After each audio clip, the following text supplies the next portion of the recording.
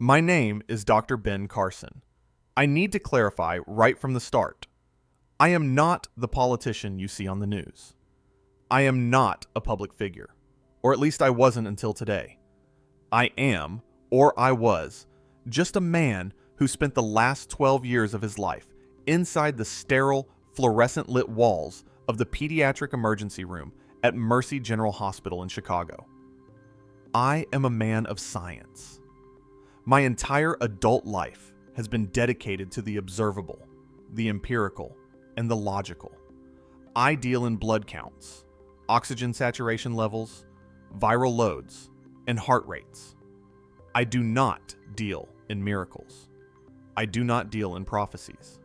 And until 2 months ago, I certainly did not deal in the afterlife.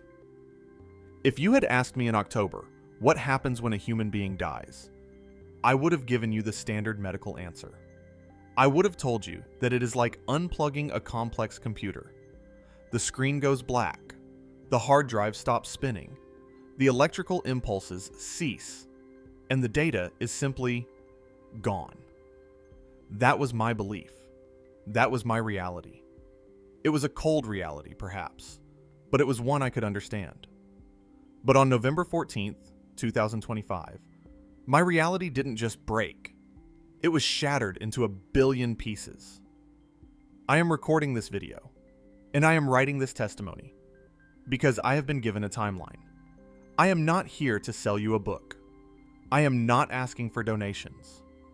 I am not trying to get you to join a specific church or denomination. I am here to warn you, and strangely enough, to give you hope. Because what I saw on the other side involves the people we underestimate the most. It involves our children. There is something coming in January 2026. It begins on the 6th. And if you are a parent, a grandparent, a teacher, or anyone who simply knows a child, you need to listen to every word of this. It started on a Tuesday night shift. The ER was overflowing, which isn't unusual for Chicago in late autumn. But this season was different. We were seeing a surge in a respiratory virus that we couldn't quite identify. It wasn't the flu, it wasn't RSV, and it wasn't COVID. It was something faster, more aggressive. I was treating a 7-year-old boy named Leo. Leo was a regular in our ward, a fragile kid with a history of asthma. But this time, he was brought in with a fever spiking at 104 degrees. He was lethargic, pale, and struggling for every single breath. We initiated the standard protocol immediately. IV fluids, high-flow oxygen, antipyretics to bring the fever down, isolation procedures. But there was something strange about Leo that night. Despite his fever, despite the fact that his little body was fighting a war against a brutal pathogen, he was incredibly, unnervingly calm. While I was listening to his lungs, trying to hear past the wheezing, he grabbed my wrist. His skin was burning hot, radiating heat like a furnace, but his grip was firm. He didn't have the tremors that usually come with a fever that high. He looked up at me with glassy eyes and whispered, "Dr. Ben, the noise is going to stop soon." I paused, my stethoscope hovering over his chest. "What noise, buddy?" I asked, assuming he was hearing the chaos of the hallway. "The noise of the angry world," he said, his voice barely a rasp. "The quiet is coming. The king is bringing the quiet." I dismissed it as delirium. Fever dreams are common in pediatric cases. The brain overheats and starts firing random synapses. I smoothed his hair back, told him to rest, and intubated him an hour later when his oxygen levels dropped to critical. I didn't think about his words again. I was too busy trying to keep his heart beating. 3 days later, I woke up in my apartment with a dry, hacking cough. By that evening, I couldn't walk up the short flight of stairs to my front door without gasping for air, clutching the railing as black spots danced in my vision. I knew the symptoms. I knew the progression. I had caught whatever Leo had. I drove myself to my own hospital. The irony wasn't lost on me. I was admitted to room 402, just 3 doors down from the station, where I usually charted patients. My colleagues, Dr. Evans, Nurse Sarah. They looked at me with that specific look. It's a look we doctors reserve for the ones we know aren't going to make it. It's a mixture of professional determination and hidden pity. The decline was rapid, faster than anything I'd seen in medical school. By the morning of November 18th, my lungs were failing. I remember the sound of the BiPAP machine, that rhythmic mechanical whoosh hiss that was forcing air into my stiffening lungs. I remember the feeling of drowning on dry land, the panic of your body screaming for oxygen that simply isn't there. And then, I remember the darkness. It wasn't a fade to black like they show in movies. It was a slam. My heart gave one violent, heavy thud against my ribs, like a bird hitting a window pane. And then, nothing. The monitor flatlined. That high-pitched tone, beep, that I had heard 1,000 times for other people, was now playing for me. The first thing I noticed was the silence. The hospital is never silent. Even at 3 a.m., there are fans humming, beepers chirping, distant footsteps, the moan of the elevator. But suddenly, there was absolute, heavy silence. I opened my eyes. I was standing in the corner of room 402 near the ceiling. I looked down at the bed. There was a body there. A pale, unshaven man with a tube down his throat. His skin was turning a waxen gray. It took me a full 10 seconds to realize. That's me. That's my body. I watched Dr. Evans rush in, his coat flapping. "Code blue, room 402, get the crash cart." They started CPR. I watched Sarah compress my chest. I heard ribs crack, a sickening crunch that didn't hurt me at all. I should have felt horror. I should have been screaming, "Stop! I'm right here! Don't hurt me!" But I felt detachment. It was like watching a movie I had already seen. I felt light. The crushing weight on my chest was gone. The air, if it was air, felt crisp, like a winter morning in the mountains, sharp and clean. The ceiling of the hospital room began to dissolve. It didn't break or crumble. It just became mist. The fluorescent lights faded, replaced by a glow that didn't have a source. It was everywhere at once. A warm, golden white luminescence that felt like liquid love. It was a light that didn't just illuminate, it understood. I began to rise. I passed through the ceiling, through the floors above, through the roof of the hospital. I saw the Chicago skyline below me, shrinking into a grid of orange streetlights. But I didn't stop there. I went higher, past the clouds, past the atmosphere. Then, the speed changed. I wasn't just floating, I was being pulled. Pulled by a force of pure affection. Imagine the feeling of a mother pulling a lost child in for a hug. Multiply that by 1,000,000. That was the gravity of this place. I landed on solid ground. But it wasn't dirt. It felt like living velvet. I stood up and looked around. I expected the pearly gates. I expected clouds and harps. I expected a courtroom where I would be judged for my skepticism, for my arrogance, for my lack of faith. Instead, I was in a meadow. But meadow is too small a word. It was a landscape of rolling hills that stretched into infinity. The grass was a vibrant, impossible emerald green, and every blade of grass seemed to be alive, humming a distinct note. The colors were richer than anything on earth. I saw shades of blue and green that my human eyes had never perceived before. And there were children, thousands of them. They were everywhere, running, playing, laughing. The sound of their laughter was the wind. It was the most beautiful symphony I had ever heard. I saw children of every race, every time period. I saw kids in modern clothes, jeans and t-shirts, playing tag with children in ancient tunics. Then, I saw something that broke me. About 50 yards away, sitting by a stream that flowed with water that looked like liquid diamonds, was a girl. She had no hair, She was pale. I recognized her instantly. Maya. Maya was a patient of mine 3 years ago. She had acute lymphoblastic leukemia. We treated her for 6 months.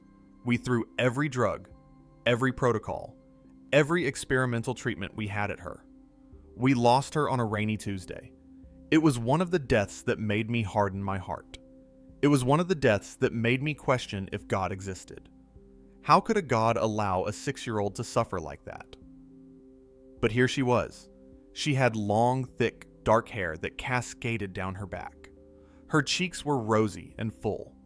She was weaving flowers into a crown. She looked up, saw me, and smiled. Not a smile of recognition, but a smile of welcome. She waved, her eyes sparkling with a joy that was untouched by pain, then went back to her flowers. She was whole. She was perfect. "They are the foundation," a voice said from behind me. I turned around. He didn't look like the paintings in the museums. He wasn't a fragile man with a halo. He didn't look like the stained glass windows. He looked like a builder. He had shoulders broad enough to carry the world. His skin was the color of bronze, weathered by the sun. His hair was dark and thick, but it was his eyes. His eyes were like fire, but a fire that warms, not burns. They held the depth of the ocean and the brightness of a supernova. They were ancient, yet incredibly young. I knew, instantly and without a doubt, that I was standing before Jesus. I fell to my knees. Not because I thought I had to, not out of religious obligation, but because my legs literally gave out under the weight of his presence. It was pure majesty. It was the weight of glory. "Dr. Carson," he said. His voice sounded like the rush of many waters, powerful yet tender. "You have spent your life trying to fix the broken vessels. Stand up." I stood, shaking. My hands were trembling. Am I staying?" I asked, my voice barely a whisper. He shook his head. "Not yet. Your shift isn't over, Ben." He gestured to the field of children, sweeping his hand across the horizon. "Look at them. What do you see?" "I see peace," I stammered. "I see the ones we couldn't save. I see the innocent." "You see the kingdom," he corrected gently. "The world has forgotten how to be children. The adults. They are too stubborn. They are too in love with their arguments, their politics, their wars, and their pride. They have stopped listening to my spirit. They analyze, but they do not feel. They debate, but they do not love." He stepped closer to me. The intensity of his gaze increased, and I felt a wave of urgency radiating from him. "Because the old have closed their ears, I will speak through the young. The awakening that is coming to your world. It will not start in the pulpits. It will not start in the government halls. It will not start with the famous or the powerful. It will start in the nurseries. It will start in the playgrounds. It will start in the pediatric wards." He placed a hand on my shoulder. It felt heavy and grounding, anchoring me in that moment. "I am sending you back with a calendar. You must tell them what to watch for. If they do not believe the prophets, perhaps they will believe the babes." The scene around us shifted. The meadow faded, and suddenly we were standing on a platform made of clear glass, looking down at the earth. It was spinning slowly in the dark void of space, beautiful and fragile. Jesus pointed to the globe. "January 2026, he said. "Mark the dates. These are the signs that the season has changed. Watch the 6th day, he said." I looked down at the earth. I saw lights popping on. Not electric lights, but spiritual lights. They were appearing in bedrooms all over the world. In New York, in Tokyo, in London, in Mumbai, in tiny villages in Africa, in the suburbs of Australia. On January 6th, Jesus explained, every child under the age of 12 will receive the same visitation. While they sleep, I will plant a seed in their minds. He waved his hand, and an image appeared in the air. It was a drawing. It looked like something a child would draw with crayons. Rough, colorful, simple. But the details were specific. It showed a tall, gray skyscraper, a symbol of man's achievement, cold and industrial. Standing on the very top of the skyscraper was a lion with a golden mane that looked like the sun, and lying next to the lion, totally unafraid, resting against the lion's paw, was a white lamb. "They will wake up," he said, "and they will draw this. Parents will find these drawings on refrigerators, on school desks, in sketch pads, on the backs of napkins. Thousands of them. Identical composition. Identical meaning. The Lion of Judah is coming to reclaim the structures of man. The lamb signifies that he comes with peace for those who are his." He looked at me with deep seriousness. "They won't be able to explain it, but the parents will know. The sheer number of them will make it impossible to ignore. It will be the first sign. It is the sign of my authority over the systems of this world." Then the scene shifted again. I was looking down into a hospital ward. It looked like the cancer ward at St. Jude's, or perhaps Great Ormond Street. "The 12th day," Jesus said. His voice softened, filled with a compassion so deep it made my heart ache. "My mercy will overflow." I saw a little girl, bald and frail, hooked up to chemotherapy. A nurse was adjusting her IV line, looking exhausted and sad. The little girl reached out and touched the nurse's hand. Suddenly, a shockwave of gold light traveled from the girl to the nurse. The nurse gasped, dropping the chart she was holding. I saw the nurse's body light up from the inside. Her chronic back pain, her arthritis, her fatigue. It all vanished in an instant. Then the girl sat up. She pulled the IV out. Her color returned. The monitors started beeping, not with alarms of failure, but with the rhythm of a strong, healthy heart.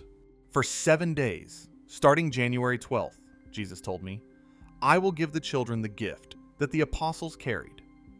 Children in hospitals will recover at rates that science cannot explain. But more than that, they will heal the adults who touch them. Doctors with heart conditions, nurses with depression, parents with cancer. If they touch the child with faith, they will be made whole." He looked at me sternly. "You are a doctor, Ben. You will see this. Do not write it off as spontaneous remission.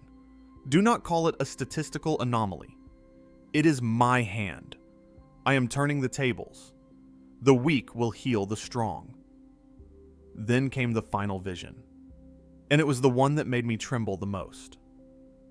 "The 20th day," he said. "The day the world usually talks about politics and power. I will interrupt their conversation."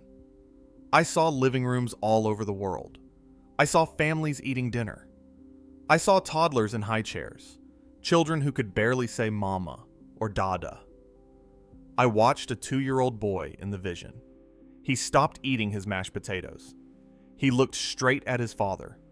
His eyes lost that wandering, baby focus and became sharp, intelligent, ancient.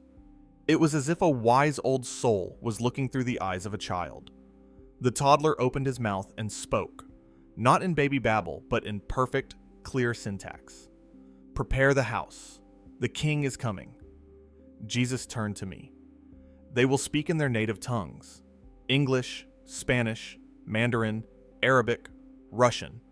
But the message will be identical. One sentence, one warning, one promise.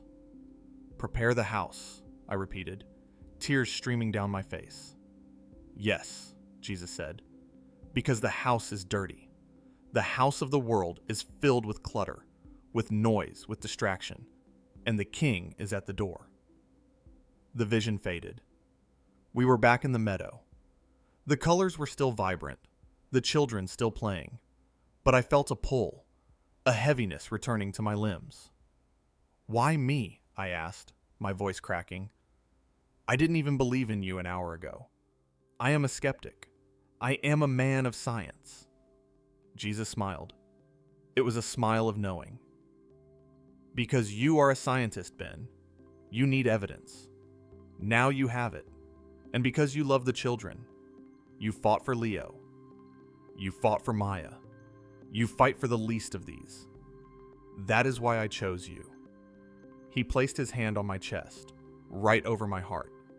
I felt a surge of heat enter my chest, repairing the damage, filling the empty spaces. "Go back. Tell them. Do not fear the ridicule. The timeline is set." He pushed me, not hard, but with authority. I fell backward, the colors blurred. The music of the children faded into a high-pitched whine. The sensation of falling was terrifying. It felt like plummeting from space without a parachute. I felt heavy again. Pain rushed back into my body like a flood. My chest burned. My throat felt like it was filled with broken glass. The silence was shattered by the chaotic noise of the world. Gasp! My eyes snapped open. I sucked in a violent, desperate breath of air. "He's back. We have a pulse. Sinus rhythm." I was in room 402. Dr. Evans was holding the paddles, looking like he had seen a ghost. Nurse Sarah was crying, her hands over her mouth. The clock on the wall said 3:42 a.m. I had been dead for 14 minutes. The recovery was inexplicable. My lungs, which had been filled with fluid and scarred by the virus, cleared up in 48 hours. By the second day, I was sitting up, breathing room air. By the fourth day, I was discharged. Dr. Evans showed me my charts. "Ben, this isn't possible," he said, shuffling through the x-rays, his hands shaking slightly. "You were gone. Your brain should be mush. Your lungs were destroyed. Now look at this.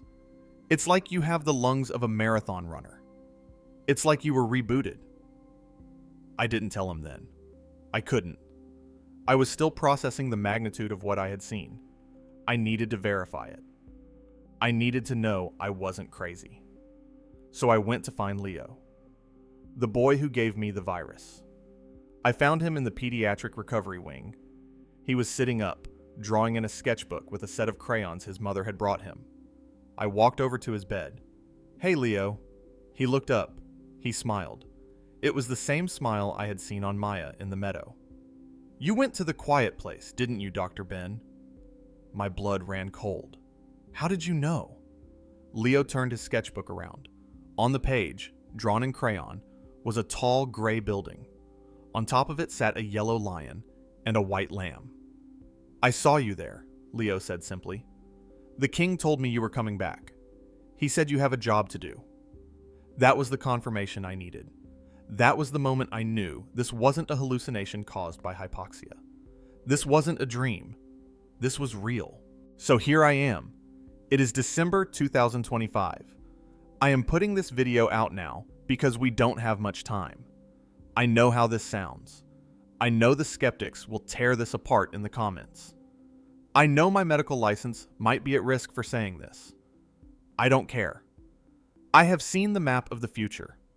I have seen the love of a God who is desperate to wake us up before it's too late. He is not coming to destroy. He is coming to cleanse. But we have to be ready. He told me to tell you to watch the children. On January 6th, look for the drawings. Do not throw them away. Do not put them in the recycling bin. Look at the lion and the lamb. Listen to what your kids tell you about their dreams that night. On January 12th, if you are sick, if you are hurting, do not be afraid to let a child pray for you. Do not be too proud to ask a child to lay their hands on you. The power of heaven is going to flow through their hands because their hands are clean. On January 20th, listen. If your toddler speaks a sentence that is beyond their years, do not laugh. Do not dismiss it as a trick.